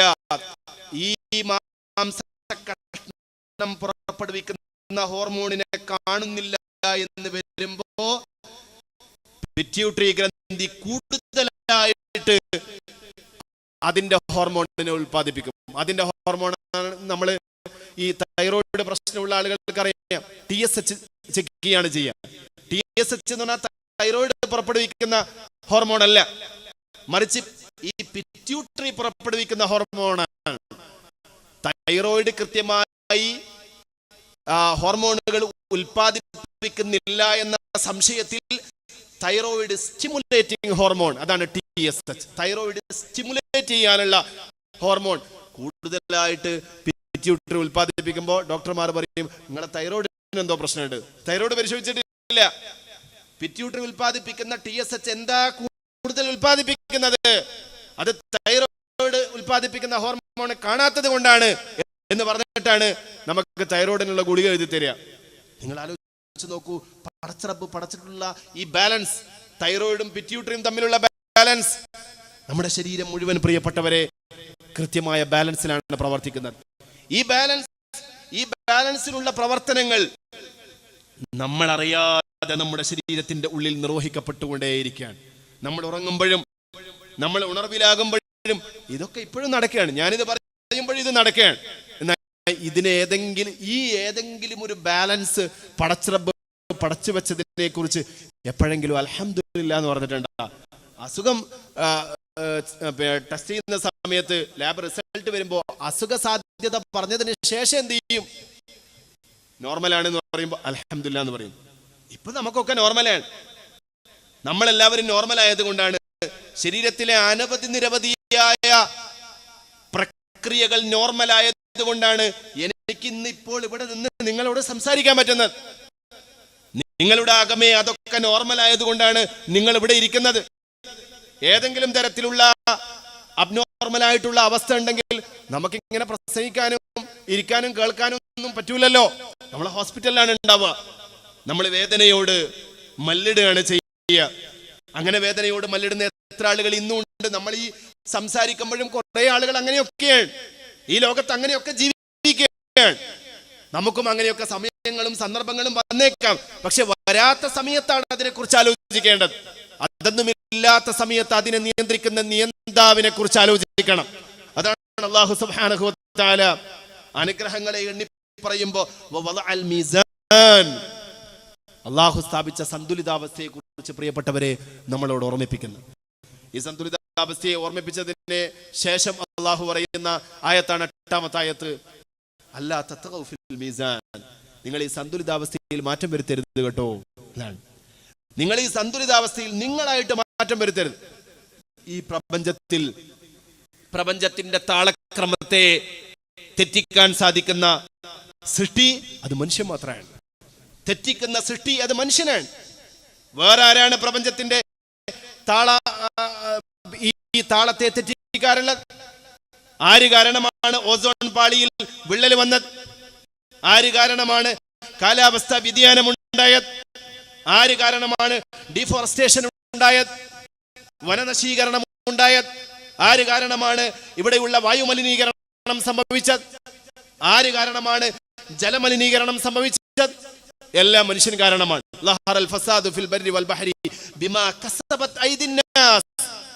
മനുഷ്യനാണ് താളം തെറ്റിക്കുന്നത്. അള്ളാഹു പറയാണ്, ഈ പ്രപഞ്ചത്തെ ഞാൻ താളത്തിൽ പടച്ചു വെച്ചിട്ടുണ്ട്, ആ താളത്തെ തെറ്റിക്കാൻ നിങ്ങൾ പോവരുത്. നിങ്ങൾ വനനശീകരണം നടത്തരുത്, നിങ്ങൾ വായുമലിനീകരണം ഉണ്ടാക്കരുത്. നിങ്ങൾ നോക്കൂ, 1.5 കോടി വസ്തുക്കളാണ് എന്റെയും നിങ്ങളുടെയും ഭൂമിക്ക് മുകളിലായി സ്പേസിൽ നമ്മെ വലയം വെച്ച് സഞ്ചരിച്ചുകൊണ്ടിരിക്കുന്നത്. സ്പേസിലേക്ക് മനുഷ്യൻ വിട്ട സാറ്റലൈറ്റുകൾ, പലതരം വസ്തുക്കൾ, അതിന്റെ അവശിഷ്ടങ്ങൾ ഏകദേശം 1.5 കോടി വരുന്നതാണ്. കാരണം ആരും അവിടെ വിട്ട സാധനം, പ്രവർത്തനരഹിതമായ സാധനം ഇങ്ങ് തിരിച്ചു കൊണ്ടുവരാറില്ല, കൊണ്ടുവരാൻ കഴിയില്ല. സാധാരണ രീതിയിൽ കൊണ്ടുവരൽ വലിയ പ്രയാസമുള്ള കാര്യമാണ്. അതുകൊണ്ട് നമ്മൾ കുറെ സാധനം അങ്ങോട്ട് കയറ്റി വിട്ടു. നമ്മുടെ സൗകര്യത്തിന് വേണ്ടി, നമ്മുടെ വാർത്താ വിനിമയ സംവിധാനങ്ങൾക്ക് വേണ്ടി, നമ്മുടെ രാജ്യത്തിന്റെ സുരക്ഷയ്ക്ക് വേണ്ടി എന്നൊക്കെ പലതരം പേരുകളിൽ, അറിവിന് വേണ്ടി, അങ്ങനെ പലതരം പേരുകളിൽ എന്തൊക്കെ സാറ്റലൈറ്റുകളാണ് ഓരോ രാഷ്ട്രവും പുറത്തേക്ക് വിടുന്നത്. നമ്മളത് വലിയ അഭിമാനമായിട്ട് എണ്ണും. പക്ഷേ അത് കാരണമുണ്ടായ സ്പേസ് വേസ്റ്റ്, ബഹിരാകാശത്തുള്ള വേസ്റ്റുകൾ, അത് മാനേജ് ചെയ്യാൻ ഒരു സിസ്റ്റം ഇല്ല. എത്രയോ ഒബ്ജക്റ്റുകൾ നമ്മളെ ഭൂമിക്ക് ചുറ്റും ദിവസം ഇങ്ങനെ കറങ്ങാണ്. അള്ളാഹു പടക്കുമ്പോ അതൊന്നും ഭൂമിക്ക് ചുറ്റും കറങ്ങിയിരുന്നില്ല. മനുഷ്യൻ അങ്ങോട്ട് അയച്ചതാണ്, മനുഷ്യൻ മലിനമാക്കിയതാണ്. പ്രപഞ്ചത്തെ മലിനമാക്കുന്നത്, പ്രപഞ്ചത്തിന്റെ താളത്തെ തെറ്റിക്കുന്നത് മനുഷ്യനാണ്. മനുഷ്യനോട് അള്ളാഹു പറയാണ്, അല്ലാ തത്ഗൗ ഫിൽ മീസാൻ, നിങ്ങൾ ഈ മീസാൻ തെറ്റിക്കാൻ നിൽക്കരുത്, നിങ്ങൾ ഈ മീസാനിൽ, ഈ താളത്തിൽ കുഴപ്പമുണ്ടാക്കരുത് എന്ന് അള്ളാഹു പറയാണ്. അഥവാ ഈ ഭൂമിയിലും ഈ പ്രപഞ്ചത്തിലും ഇതിനെ കൈകാര്യം ചെയ്യുമ്പോൾ അതീവ സൂക്ഷ്മത പുലർത്താൻ ഉത്തരവാദിത്തമുള്ള സൃഷ്ടി വിഭാഗമാണ് മനുഷ്യൻ എന്ന് അല്ലാഹു സുബ്ഹാനഹു വ തആല നമ്മളോട് ഉണർത്തുകയാണ് ഈ അനുഗ്രഹത്തെ എടുത്തു പറഞ്ഞതിന് ശേഷം ചെയ്യുന്നത്. നിങ്ങൾ നോക്കൂ, ഈ ലോകത്തുണ്ടായിട്ടുള്ള നമ്മളെല്ലാ കാലാവസ്ഥ, പരിസ്ഥിതി ദിനം, ഇതൊക്കെ വരുമ്പോ നമ്മളെല്ലാരും ഇതൊക്കെ തന്നെയാണ് ചർച്ച ചെയ്യാറുള്ളത്. നമ്മള് മുറിച്ചു കളയുന്ന മരങ്ങളെ കുറിച്ചാണ്, നമ്മുടെ ആർത്തിക്ക് വേണ്ടി നമ്മൾ നശിപ്പിക്കുന്ന പ്രകൃതിയെ കുറിച്ചാണ് നമ്മൾ പരിസ്ഥിതി ദിനത്തിനൊക്കെ ചർച്ച ചെയ്യാറുള്ളത്. ലോകത്ത് മറ്റേതെങ്കിലും ജന്തുക്കൾ ഇതൊക്കെ ചെയ്യാറുണ്ടോ? നമ്മൾ മനുഷ്യരാണ് ഇത് ചെയ്യാറുള്ളത്. അല്ലാഹു സുബ്ഹാനഹു വ തആല സംവിധാനിച്ചിട്ടുള്ള ഈ താളത്തെ തെറ്റിക്കാറുള്ളത്. അതുകൊണ്ട് അല്ലാഹു താക്കീത് ചെയ്യുകയാണ്, ഞാൻ പടച്ചു വെച്ചത് നിങ്ങൾക്ക് പൊളിക്കാൻ വേണ്ടിയിട്ടല്ല. അല്ലാ തത്ഗൗ ഫിൽ മീസാൻ, നിങ്ങൾ ഈ മീസാനിൽ ഒരു കാരണവശാലും അതിക്രമം കാണിക്കരുത് എന്ന് അല്ലാഹു സുബ്ഹാനഹു തആല പറയുന്നു. അടുത്ത ആയത്തിൽ അല്ലാഹു പറയുന്നത് എന്താണ്? വഅഖീമുൽ വസ്ന ബിൽ ഖിസ്തി, വഅഖീമുൽ വസ്ന ബിൽ ഖിസ്തി, എല്ലാ ബാലൻസും വന്നു. വഅഖീമുൽ വസ്ന, നിങ്ങൾ തൂക്കം നേരെയാക്കണം. മനുഷ്യൻ അതുപോലെ, മനുഷ്യന്റെ ഈ എല്ലാറ്റിലും നമ്മൾ ഈ പറഞ്ഞതുപോലെ ബാലൻസ് ഉണ്ട്. നമ്മളെ ബിസിനസ്സിൽ അതിൽ ബാലൻസ് ഉണ്ട്, നമ്മുടെ ഇബാദത്തിൽ ബാലൻസ് ഉണ്ട്. ഇബാദത്തിലെ ബാലൻസ് നമുക്കറിയാലോ. അല്ലാഹു സുബ്ഹാനഹു വ തആല ഫുൾ ടൈം അല്ലാഹുവിനെ ഇബാദത്ത് ചെയ്തുകൊണ്ട് ശരീരം നഷ്ടപ്പെടുത്താൻ അല്ലാഹു പറഞ്ഞോ? പറഞ്ഞില്ല. അങ്ങനെ ചെയ്യാൻ പാടുള്ളതുമല്ല. ഒരു സഹാബി മദീനത്തെ പള്ളിയിൽ കയറ് കെട്ടി. എന്തിനാ കയറ് കെട്ടിയത്? രാത്രി ഉറക്കം വരുമെന്ന് ഭയന്നിട്ട്. ഉറക്കം വരുമ്പോ ഉറങ്ങി വീഴാതിരിക്കാൻ വേണ്ടിയിട്ട് കയറ് കെട്ടിയിട്ട് നിസ്കരിച്ചു. റസൂലുള്ളാഹി സ്വല്ലല്ലാഹു അലൈഹി വസല്ലം പള്ളിയിൽ വന്ന് നോക്കുമ്പോൾ ഒരു കയറ് കാണാൻ. ഇതെന്തിനാ ഈ കയറ്? അപ്പം പറയാണ്, എനിക്ക് അള്ളാഹുവിനെ ആരാധിച്ചു കൊണ്ടിരിക്കവേ രാത്രി ഉറക്കം വന്ന് വീഴാതിരിക്കാൻ വേണ്ടിയിട്ടാണ് ഞാൻ കയറ് കെട്ടിയത്. അപ്പൊ ഉറക്കം വരുമ്പോഴും ഉറങ്ങാതെ ഇബാദത്ത് ചെയ്യാൻ വേണ്ടിയിട്ടാണ് കയറെന്ന് പറഞ്ഞപ്പോ റസൂലുള്ളാഹി സ്വല്ലല്ലാഹു അലൈഹി വസല്ലം ആ കയറ് വെട്ടിമാറ്റാൻ പറയാണ്. കാരണം നമ്മുടെ ശരീരത്തോട് നമുക്കൊരു ബാധ്യതയുണ്ട്. റസൂലുള്ളാഹി സ്വല്ലല്ലാഹു അലൈഹി വസല്ലം തങ്ങളുടെ അടുക്കലേക്ക് വന്നല്ലോ. 2-3 പേര് വന്നു. ഒരാൾ പറഞ്ഞു, ഞാൻ കല്യാണമൊന്നും കഴിക്കുന്നില്ല, സ്ത്രീകളെ സമീപിക്കുന്നില്ല.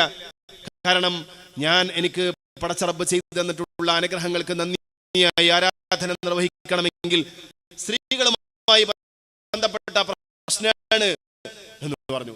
മറ്റൊരാൾ പറഞ്ഞു, ഞാൻ മുഴുവൻ നോമ്പ് നോക്കുകയാണ് എന്ന് പറഞ്ഞു. മറ്റൊരാൾ പറഞ്ഞു, ഞാൻ രാത്രി മുഴുവൻ നിസ്കരിക്കുകയാണെന്ന് പറഞ്ഞു. ഇതൊക്കെ കേട്ട് പുഞ്ചിരിച്ചുകൊണ്ട് മുഹമ്മദ് മുസ്തഫ സല്ലല്ലാഹു അലൈഹി വസല്ലം തങ്ങൾ പറഞ്ഞു, നിങ്ങളെക്കാളൊക്കെ തഖ്വയുള്ള ആള് എന്ന് പടച്ചോൻ പറഞ്ഞ ആളല്ലേ ഞാൻ. എന്നാൽ ഞാൻ കല്യാണം കഴിക്കാറുണ്ട്, ഞാൻ സ്ത്രീകളുമായി ബന്ധപ്പെടാറുണ്ട്, ഞാൻ നിസ്കരിക്കാത്ത രാത്രി ഉണ്ടാകും, രാത്രി മുഴുവൻ ചില ദിവസങ്ങൾ നിസ്കരിച്ചിട്ടുണ്ടാകാം. എന്നാൽ എല്ലാ ദിവസവും രാത്രി മുഴുവൻ നിസ്കരിക്കലല്ല. ഞാൻ നോമ്പെടുക്കും, ഞാൻ നോമ്പെടുക്കുന്ന ദിവസം ഉണ്ടാകും, നോമ്പെടുക്കാത്ത ദിവസം ഉണ്ടാകും. കാരണം നമ്മുടെ നഫ്സിനോട് നമുക്ക് ബാധ്യതയുണ്ട്. ആരാധനയിൽ ബാലൻസ് ഉണ്ടാവണം, പെരുമാറ്റത്തിൽ ബാലൻസ് ഉണ്ടാവണം. ചില ആളുകൾ ഭാര്യയെ അമിതമായി ശ്രദ്ധിക്കും, അപ്പോൾ മാതാവിനെ ശ്രദ്ധിക്കാതെ വരും. ചില ആളുകൾ മാതാവിനെ മാത്രം ശ്രദ്ധിക്കും, ഭാര്യയെ ശ്രദ്ധിക്കാതെ വരും. കുടുംബത്തിലൊരു ബാലൻസ് ഉണ്ട്. ആരാധനയിൽ ബാലൻസ് ഉള്ളതുപോലെ കുടുംബത്തിൽ ബാലൻസ് ഉണ്ട്. ജോലിയിലും കർമ്മത്തിലും എല്ലാറ്റിലും ബാലൻസ് വേണം. ചില ആളുകൾ ജോലി മാത്രം ശ്രദ്ധിക്കും, ഇബാദത്തെ ശ്രദ്ധിക്കൂല. ചില ആളുകൾ എപ്പോഴും പള്ളിയിൽ മാത്രം ഉണ്ടാകും, കുടുംബത്തെ ശ്രദ്ധിക്കൂല. എപ്പോഴും ദിക്റ്, എപ്പോഴും ഖുർആനോത്ത്, കുടുംബത്തോട് ഇതുവരെ ചിരിച്ചിട്ട് സംസാരിച്ചിട്ടില്ല. അങ്ങനെയുള്ള ആള് ഇസ്ലാമിലെ ബാലൻസ് തെറ്റിക്കുകയാണ്. കുടുംബത്തിന് നൽകേണ്ടത് കുടുംബത്തിന് നൽകാൻ കഴിയണം. ജോലി സ്ഥലത്ത് നൽകേണ്ട അവകാശങ്ങൾ, ബാധ്യതകൾ അവിടെ നൽകണം. പടച്ച റബ്ബിന് നൽകേണ്ടത് പടച്ച റബ്ബിന് നൽകണം. ജീവിതത്തിൽ ബാലൻസ് ഉണ്ടാവണം. ആ ബാലൻസിനെയാണ് പരിശുദ്ധ ഖുർആൻ യാ അഹ്ലൽ കിതാബ് ലാ തഗ്ലൂ ഫീ ദീനിക്കും, നിങ്ങൾ ദീനിൽ ഓവറാക്കരുത് എന്ന് പറയുന്നുണ്ട്. എക്സ്ട്രീമിസം നമുക്കറിയാലോ. എക്സ്ട്രീമിസം എന്ന് പറയുന്ന ഒരു സംഭവം ദീനിലില്ല. ചില ആളുകൾ അങ്ങനെ ചിന്തിച്ചപ്പോഴാണ് ഇസ്ലാമിൽ ഈ പല ഭിന്ന കാഴ്ചപ്പാടുകളൊക്കെ വന്നതിനെ കുറിച്ച് നിങ്ങൾ പഠിച്ചു നോക്കൂ. എപ്പോഴാണ് എക്സ്ട്രീമിസം വന്നത്? അപ്പോഴാണ് ദീനിൽ ഭിന്നതകൾ വന്നത്. ഇയാളെ ഇബാദത്ത് പോരാ, ഇയാൾ ഇങ്ങനെ ഇബാദത്ത് ചെയ്താൽ പോരാ. ചില ആളുകൾ അങ്ങനെ പറഞ്ഞു. ഡോക്ടർമാരെ പോലും കാണിക്കാൻ പറ്റൂല, മുഴുവൻ അള്ളാഹുവിന് തവക്കുലാക്കണം എന്ന് പറഞ്ഞു. പുന്നാർ നബി സല്ലല്ലാഹു അലൈഹി വസല്ലം തങ്ങളുടെ കാലത്ത് തന്നെ വൈദ്യന്മാരുണ്ടായിരുന്നു. പക്ഷെ അതൊന്നും ചിന്തിക്കാതെ എല്ലാം അള്ളാഹുവിൽ തവക്കുലാക്കാണ് വേണ്ടത്. അതുകൊണ്ട് ഡോക്ടർമാരെ കാണിക്കൽ ശിർക്കാണെന്ന് പറഞ്ഞു. അപ്പൊ ശിർക്ക് പറഞ്ഞ് കാണുന്നതെല്ലാം ശിർക്കാവുന്ന അവസ്ഥയിലേക്ക് എത്തി, എക്സ്ട്രീമിസത്തിലേക്ക് എത്തി. നബിതങ്ങൾ ജീവിച്ചതിനെ മാതൃകയാക്കണം എന്ന് പറഞ്ഞത് എല്ലാറ്റിലും നബിതങ്ങളെ മാതൃകയാക്കണം. അതുകൊണ്ട് ആടിനെ മേച്ചിട്ട് ജീവിക്കണം. റസൂലുള്ളാഹി സ്വല്ലല്ലാഹു അലൈഹി വസല്ലം ആടിനെ മേച്ചിട്ടാണല്ലോ ജീവിതത്തിന്റെ ആദ്യ നാളുകൾ ചെലവഴിച്ചത്. അതുകൊണ്ട് ആടിനെ മേയ്ക്കണം എന്ന് പറഞ്ഞു. കുറെ ആളുകൾ യമനിലേക്ക് പോകുന്ന സാഹചര്യം ഉണ്ടായി. ഇതൊക്കെ നമ്മുടെ നാട്ടിൽ സംഭവിച്ചതാണ്. അള്ളാഹു സ്ഥാപിച്ച മീസാനിനെ തിരിച്ചറിയാതെ പോകുമ്പോഴാണ് ഇതൊക്കെ സംഭവിച്ചത്. ചില ആളുകൾക്ക് മൗലിദ് ചെല്ലുന്നത് അത് ശിർക്കായി, നബിതങ്ങളെ മദ്ഹ് പറയുന്നത് ശിർക്കായി, നിസ്കാരത്തിന് ശേഷം ദുആ ചെയ്യുന്നത് ശിർക്കായി. എപ്പോഴാണ് ആയത്? ഈ മീസാൻ മനസ്സിലാക്കാതെ വന്നപ്പോഴാണ്. ഇസ്ലാമിൽ മീസാനാണുള്ളത്.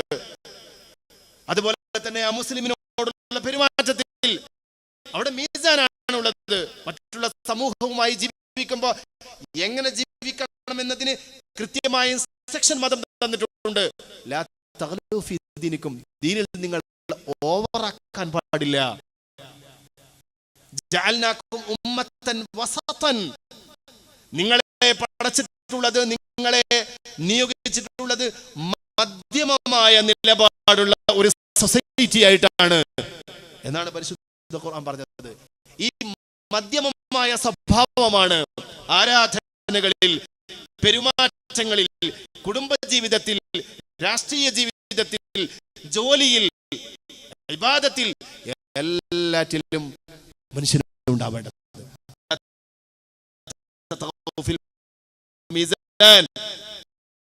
നിങ്ങൾ അതിൽ ഒരിക്കലും അതിക്രമം കാണിക്കരുത് എന്ന് പടച്ചവൻ പറയും. എന്നിട്ട് അല്ലാഹു ബിസിനസിനെ കുറിച്ച് കൂടി സൂചിപ്പിച്ചിട്ടാണ് വാഖിമുൽ വസ്ന ബിൽ ഖിസ്ത്. ഖുർആൻ എമ്പാടും പറഞ്ഞിട്ടുള്ള ഒരു കാര്യമാണ് ഈ തൂക്കത്തിലും അളവിലും കുറവ് വരുത്തുക എന്ന് പറയുന്നത്. അങ്ങനെ ഒരു അധ്യായം തന്നെ ഉണ്ടല്ലോ ഖുർആനിൽ. തത്ഫീഫ് എന്ന് പറയുന്ന ഒരു അധ്യായമുണ്ട്. തത്ഫീഫ് എന്ന് പറഞ്ഞാൽ ഇങ്ങോട്ടേക്ക് കിട്ടുമ്പോ മുഴുവനായിട്ടും തൂക്കി വാങ്ങും, അങ്ങോട്ടേക്ക് കൊടുക്കുമ്പോ കുറച്ച് കളയും. അങ്ങനെ ചെയ്യുന്ന പ്രവർത്തിക്കാണ് തത്ഫീഫ് എന്ന് പറയാം. സൂറത്ത് ആരംഭിക്കുന്നത് വൈലുൽ ലിൽ മുതഫ്ഫിഫീൻ, തത്ഫീഫ് ചെയ്യുന്നവർക്കാണ് വലിയ നാശം എന്ന് പറഞ്ഞിട്ടാണ്. എന്നിട്ട് തത്ഫീഫ് എന്താണെന്ന് ഖുർആൻ തന്നെ വിശദീകരിക്കുകയാണ്. അല്ലദീന ഇദാ ഇക്താലു അലന്നാസി യസ്തൗഫൂൻ വഇദാ ഖാലൂഹും ഔ വസനൂഹും യുഖ്സിറൂൻ അലാ യظن ഉലൈക അന്നഹും മബ്ഊസൂന ലിയൗമിൻ അലീം. ഖുർആൻ പറയാണ് തത്ഫീഫ് ചെയ്യുന്ന ആൾക്ക് നാശമാണ്. അവർ ചെയ്യുന്ന പ്രവൃത്തി ഇദാ ഇക്താലു അലന്നാസ് യസ്തൗഫൂൻ, ജനങ്ങളിൽനിന്ന് വല്ലതും വാങ്ങുമ്പോൾ ഒരു ചെറിയ വിട്ടുവീഴ്ചയും ചെയ്യാതെ പൂർണ്ണമായിട്ട് ഇങ്ങ് വാങ്ങും. പക്ഷേ ഇദാ ഖാലൂഹും, ജനങ്ങൾക്ക് അങ്ങോട്ടേക്ക് അളന്നു കൊടുക്കുമ്പോ, ഔ വസനൂഹും അല്ലെങ്കിൽ തൂക്കി കൊടുക്കുമ്പോ, യുഖ്സിറൂൻ, കുറവ് വരുത്തി കളയും. അത് ചെയ്യാം കച്ചവടത്തിലുള്ള വഞ്ചന. കച്ചവടത്തിലുള്ള വഞ്ചന എന്ന് പറഞ്ഞാൽ വെറുതെ തൂക്കുമ്പോഴുള്ള വഞ്ചന മാത്രമല്ല. കച്ചവടം ചെയ്യുന്ന ആളുകളൊക്കെ എന്താ പറയാ, അത്താജിറുൽ അമീനു, അത്താജിറു സദൂഖുൽ അമീനു മഈ ഫിൽ ജന്ന എന്നൊക്കെ പറയുന്നുണ്ടല്ലോ. വിശ്വസ്തമായും സത്യസന്ധമായും ഒരാൾക്ക് കച്ചവടം ചെയ്തു കഴിഞ്ഞാൽ അവൻ എൻ്റെ കൂടെ സ്വർഗത്തിലുണ്ടാകുമെന്ന് മുഹമ്മദ് നബി സല്ലല്ലാഹു അലൈഹി വസല്ലം തങ്ങൾ പറയുന്നത്. അങ്ങനെ കച്ചവടം ചെയ്യാന്നുള്ളത് വലിയ റിസ്ക് ആയതുകൊണ്ടാണ് കച്ചവടത്തിൽ വഞ്ചന വരുന്നത്. അത് വളരെ ശക്തമായി താക്കീത് ചെയ്തിട്ടുള്ള ഒരു മതമാണ് ഇസ്ലാം എന്ന് പറയുന്നത്. അപ്പൊ അതിൻ്റെതായ ത്രാസ്, അതാണ് വാഖിമുൽ വസ്ന ബിൽ ഖിസ്ത്. നിങ്ങൾ ശരിയാവണ്ണം നീതിയുടെ ത്രാസ് കൊണ്ട് നിങ്ങൾ തൂക്കണം. വലാ തുഖ്സിറൂ, നിങ്ങൾ ഒരിക്കലും കുറവ് വരുത്തരുത്. ഫിൽ മീസാൻ, തൂക്കപ്പെടുന്ന വസ്തു എന്താണെങ്കിലും അതിൽ നിങ്ങൾ കുറവ് വരുത്തരുത് എന്ന് പറയുന്നു. ഇനി നിങ്ങൾ അതിന്റെ മറ്റൊരു വശത്തിലേക്ക് വന്നാൽ അതാണ് നീതി. മീസാൻ എന്ന് പറഞ്ഞാൽ നീതിയുടെ പര്യായമാണ് എന്ന് നമ്മൾ പറഞ്ഞു. ലോകത്ത് അല്ലാഹു സുബ്ഹാനഹു വ തആല ഈ പ്രപഞ്ചത്തെ മുഴുവൻ നീതിപൂർവം സംവിധാനിച്ചതുപോലെ, ബാലൻസിലായി നിലനിർത്തിയതുപോലെ, മനുഷ്യനോട് അല്ലാഹു ഉണ്ടാക്കിയെടുക്കാൻ പറഞ്ഞ ഗുണഗണങ്ങളിൽ പ്രധാനപ്പെട്ട ഒരു ഗുണഗണമാണ് നീതി എന്ന് പറയുന്നത്. നീതി എന്നത് തുല്യത എന്ന് തെറ്റിദ്ധരിക്കാൻ പാടില്ല. നീതിയും തുല്യതയും രണ്ടാണ്. തുല്യത എന്നത് ഭൂമിയിൽ സാധ്യമായ ഒന്നൊന്നുമല്ല, പ്രപഞ്ചത്തിൽ സാധ്യമായ ഒന്നല്ല. അല്ലാഹു സുബ്ഹാനഹു വ തആല പ്രപഞ്ചത്തെ തുല്യമായിട്ടല്ല പടച്ചത്. ഭൂമിയുടെ വലിപ്പം വേറെയാണ്, സൂര്യന്റെ വലിപ്പം വേറെയാണ്. ഭൂമിയുടെ സഞ്ചാര വേഗത വേറെയാണ്, സൂര്യൻ്റെത് വേറെയാണ്. ഓരോന്നിൻ്റെതും വേറെ വേറെയാണ്. പക്ഷെ അവിടെയുള്ള ബാലൻസ് ആണ്, നീതിയാണ് പടച്ച റബ്ബ് സൃഷ്ടിച്ചത്. ഇത് മനസ്സിലാകാതെ തുല്യതയാണ് എവിടെയും വേണ്ടത് എന്ന വാദം അത് യുക്തിപരമേ അല്ല. സ്ത്രീയും പുരുഷനും തുല്യമാണ് എന്ന് ഖുർആൻ പറഞ്ഞിട്ടില്ല. സ്ത്രീക്കും നീതി വേണം, പുരുഷനും നീതി വേണം എന്നാണ് പറഞ്ഞത്. അപ്പൊ നീതിയാണ് ഇസ്ലാം വിഭാവനം ചെയ്തിട്ടുള്ളത്, തുല്യതയല്ല. കാരണം തുല്യത എന്ന് പറയുന്നത് സാധ്യമായ ഒന്നല്ല. എല്ലാവരെയും ഒരേപോലെ ആക്കാൻ കഴിയുമോ? എല്ലാവരെയും പ്രധാനമന്ത്രിയാക്കാൻ കഴിയുമോ? എല്ലാവരെയും പ്രസിഡന്റ് ആക്കാൻ പറ്റുമോ? എല്ലാവരെയും എല്ലാം ആക്കാൻ കഴിയില്ല. ഓരോരുത്തർക്കും അവരവരുടെ ഡ്യൂട്ടി ഉണ്ടാവും. ആണിന് ആണിന്റെ ഡ്യൂട്ടി ഉണ്ടാവും, പെണ്ണിന് പെണ്ണിന്റെ ഡ്യൂട്ടി ഉണ്ടാവും, പ്രവാചകന് പ്രവാചകന്റെ ഡ്യൂട്ടി ഉണ്ടാകും, നേതാവിന് നേതാവിന്റെ ഡ്യൂട്ടി ഉണ്ടാകും, അനുയായിക്ക് അനുയായിയുടെ ഡ്യൂട്ടി ഉണ്ടാകും. ഓരോരുത്തർക്കും പടച്ച റബ്ബ് കാത്തുവച്ചിട്ടുള്ള എന്താണോ അതിൽ അള്ളാഹു നീതിയാണ് ചെയ്തിട്ടുണ്ടാവുക എന്നാണ്. അതുകൊണ്ട് തന്നെ മനുഷ്യൻ കാത്തു സൂക്ഷിക്കേണ്ട പ്രധാനപ്പെട്ട ഗുണഗണമാണ് നീതി എന്ന് പറയുന്നത്. നീതി തകരുമ്പോഴാണ് ലോകത്തെ പോരാട്ടങ്ങൾ ഉണ്ടാവുന്നത്, യുദ്ധം ഉണ്ടാവുന്നത്. ഞങ്ങളടുത്ത് മാത്രമേ ആണവായുധം പറ്റൂ, വേറൊരാളടുത്ത് തങ്ങളുടെ അഭീഷ്ടത്തിന് ഒത്ത് പ്രവർത്തിക്കാത്ത ആരുടെ അടുക്കലും ആണവായുധം പറ്റൂല. മിസൈലിന് 800 മീറ്റർ മാത്രമേ പരിധി പറ്റൂ എന്ന് പറഞ്ഞിട്ടാണ് ഇതാ അമേരിക്ക യുദ്ധം തുടങ്ങിയത്. നീതി എന്ന് പറഞ്ഞാൽ എന്താണ് എന്ന കാഴ്ചപ്പാട് ഞങ്ങൾ വ്യാഖ്യാനിക്കുന്നതാണ്. നീതി എന്ന ചിന്തയിൽ നിന്ന് ഉണ്ടാവുന്നതാണ് യുദ്ധങ്ങളൊക്കെ. എല്ലാ കാലഘട്ടത്തിലും ഇങ്ങനെയൊക്കെ തന്നെയാണ്. അല്ലാഹു സുബ്ഹാനഹു വ തആല പറയാണ്, വലാ തുഖ്സിറുൽ മീസാൻ, നീതിയിൽ നിങ്ങൾ കുറവ് വരുത്താൻ പാടില്ല. അല്ലെങ്കിൽ വവളഅൽ മീസാൻ, നീതി അല്ലാഹു സ്ഥാപിച്ചു, വലാ തുഖ്സിറുൽ മീസാൻ, അല്ലെങ്കിൽ അലാ തതഗൂ ഫിൽ മീസാൻ, നീതിയിൽ ഒരിക്കലും അതിക്രമം കാണിക്കരുത്. ലോകത്തുണ്ടായ സകലമാന പ്രശ്നങ്ങൾക്കും കാരണം പ്രപഞ്ചത്തെ അല്ലാഹു നീതിപൂർവകമായി സന്തുലിതമായി പടച്ചു വെച്ചതുപോലെ മനുഷ്യന്റെ സ്വഭാവത്തിലും പെരുമാറ്റത്തിലും അല്ലാഹു നീതി ആവശ്യപ്പെടുന്നുണ്ട്.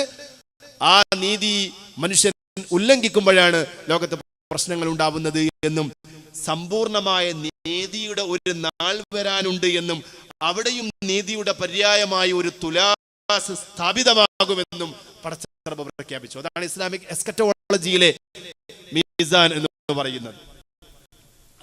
പാരത്രികമായ ചർച്ചകളിൽ വളരെ ശ്രദ്ധേയമായ ഒരു മീസാനുണ്ട്, നമുക്ക് എല്ലാവർക്കും അറിയാം. അല്ലാഹു സുബ്ഹാനഹു വ തആല വളഅൽ മീസാന ബിൽ ഖിസ്ത്, അല്ലാഹു സുബ്ഹാനഹു വ തആല പിന്നെ അന്ത്യനാളിൽ വിചാരണ ഒക്കെ കഴിഞ്ഞാൽ പിന്നെ അല്ലാഹു ചെയ്യുന്നത് ഒരു ത്രാസ് സ്ഥാപിക്കലാണ്. അവിടെ ഒരു തുലാസ് കൊണ്ടുവരികയാണ് ചെയ്യുക. പ്രപഞ്ചത്തെ നീതിപൂർവം പടച്ച റബ്ബ്, പ്രപഞ്ചത്തിന്റെ ഗ്രാവിറ്റിയിൽ മീസാൻ സ്ഥാപിച്ച റബ്ബ്, മനുഷ്യന്റെ ശരീരത്തിലെ സകല പ്രക്രിയകളിലും മീസാൻ സ്ഥാപിച്ച റബ്ബ്, മനുഷ്യൻ അവന്റെ പെരുമാറ്റത്തിൽ മീസാൻ ഉണ്ടാവണമെന്ന് പഠിപ്പിച്ച റബ്ബ്, അവൻ ആത്യന്തികമായ ഒരു മീസാൻ അവിടെ കൊണ്ടുവെക്കും. ആ മീസാനിൽ എന്റെയും നിങ്ങളുടെയും കർമ്മങ്ങളെ വെക്കും. എന്നിട്ട് അവൻ തൂക്കി നോക്കും. തൂക്കുന്നത് ലോകത്തെ മുഴുവൻ സൃഷ്ടികളെയും കാണിക്കും. എന്നിട്ട് റബ്ബ് പറഞ്ഞു തരും, ഇതാ നിങ്ങളെ മീസാനിലായി പടച്ചതുപോലെ നിങ്ങളുടെ പ്രകൃതിയെയും പ്രപഞ്ചത്തെയും മീസാനിൽ സംവിധാനിച്ചതുപോലെ നിങ്ങളോട് ഞാൻ ആവശ്യപ്പെട്ടതായിരുന്നു നിങ്ങളുടെ പ്രവർത്തനങ്ങളിൽ മീസാൻ ഉണ്ടാവണമെന്ന്. അതുകൊണ്ട് ഞാനും ഇതാ മീസാൻ ആവിഷ്കരിക്കുകയാണ്. നിങ്ങളുടെ പ്രവർത്തനങ്ങളെ ഞാൻ ഇവിടെ തൂക്കി നോക്കുകയാണ്. ഫമൻ യഅമൽ മിസ്ഖാല ദർറത്തിൻ ഖൈറൻ യറാ വമൻ യഅമൽ മിസ്ഖാല ദർറത്തിൻ ശർറൻ യറാ. മിസ്ഖാല ദർറയായാലും മതി. മിസ്ഖാല ദർറ ഒരാറ്റത്തിന്റെ അത്രയും വലിപ്പം. ആറ്റത്തിന് ദർറ എന്നാണ് പറയാറുള്ളത്. മിസ്ഖാല ദർറ ഒരാറ്റത്തിന്റെ വലിപ്പം. അവിടെ നമ്മൾ മനസ്സിലാക്കണം, ആറ്റത്തിന്റെ ഉള്ളിലും അല്ലാഹു മീസാൻ വെച്ചിട്ടുണ്ട്. ന്യൂട്രോണും ഇലക്ട്രോണും പ്രോട്ടോണും ഒക്കെ നമുക്കറിയാം. എല്ലാറ്റിലും മീസാൻ വെച്ചിട്ടുണ്ട്. അവയുടെ കറക്കത്തിൽ മീസാൻ ഉണ്ട്. എല്ലാ ചെറിയ വസ്തുക്കളിലും പടച്ച റബ്ബ് മീസാൻ വെച്ചിട്ടുണ്ട്. അത്രയും വലിപ്പമുള്ള, ആറ്റത്തിന്റെ അത്രയും വലിപ്പമുള്ള നന്മയാണ് നിങ്ങൾ ചെയ്തതെങ്കിൽ നന്മയുടെ ത്രാസിൽ ഞാൻ അത് വെക്കും, നിങ്ങളത് കാണും. ഇനി ആറ്റത്തിന്റെ വലിപ്പമുള്ള തിന്മയാണ് നിങ്ങൾ ചെയ്തിട്ടുള്ളതെങ്കിൽ അത് ഞാൻ ഈ ത്രാസിന്റെ തട്ടിൽ വെക്കും, നിങ്ങൾ അത് കാണും എന്ന് പറഞ്ഞ് അവസാനിപ്പിക്കുന്ന സൂറത്താണല്ലോ സൂറത്തു സൽസല. നമുക്കെല്ലാവർക്കും അറിയാം. അപ്പൊ അല്ലാഹു സുബ്ഹാനഹു വ തആല മീസാൻ സ്ഥാപിച്ചു എന്നത് ഒരു പരാമർശം മാത്രമല്ല, ഒരു പ്രയോഗം മാത്രമല്ല. അത് ഈ പ്രപഞ്ചത്തിന്റെ താളത്തിന്റെ പേരാണ്. അത് നാളെയിലേക്ക് പടച്ച റബ്ബ് നമ്മുടെ കർമ്മങ്ങളെ തൂക്കി നോക്കാൻ വേണ്ടി പറഞ്ഞു തരുന്ന ഒരു സന്ദേശം കൂടിയാണ് ഈ മീസാൻ സ്ഥാപിച്ചതിലൂടെ അല്ലാഹു സുബ്ഹാനഹു വ തആല അനുഗ്രഹമായി നമുക്ക് നൽകിയിട്ടുള്ളത്. ആ അനുഗ്രഹത്തെയാണ് ഈ 7, 8, 9 ആയത്തുകളിലൂടെ അല്ലാഹു നമ്മോട് ഉണർത്തുകയും പിന്നീട് നിങ്ങൾക്ക് ഇതിനെ നിരാകരിക്കാൻ കഴിയുമോ എന്ന് നമ്മളോട് ചോദിക്കുകയും ചെയ്യുന്നത്. അല്ലാഹു സുബ്ഹാനഹു വ തആല അല്ലാഹുവിന്റെ ആ മീസാനിന് ഭംഗം വരുത്താതെ ജീവിക്കാൻ, പടച്ചറബ്ബ് സൃഷ്ടിച്ചു വെച്ചിട്ടുള്ള മീസാൻ അനുസരിച്ച് ജീവിക്കാൻ നമുക്ക് അല്ലാഹു തൗഫീഖ് പ്രദാനം ചെയ്യുമാറാവട്ടെ.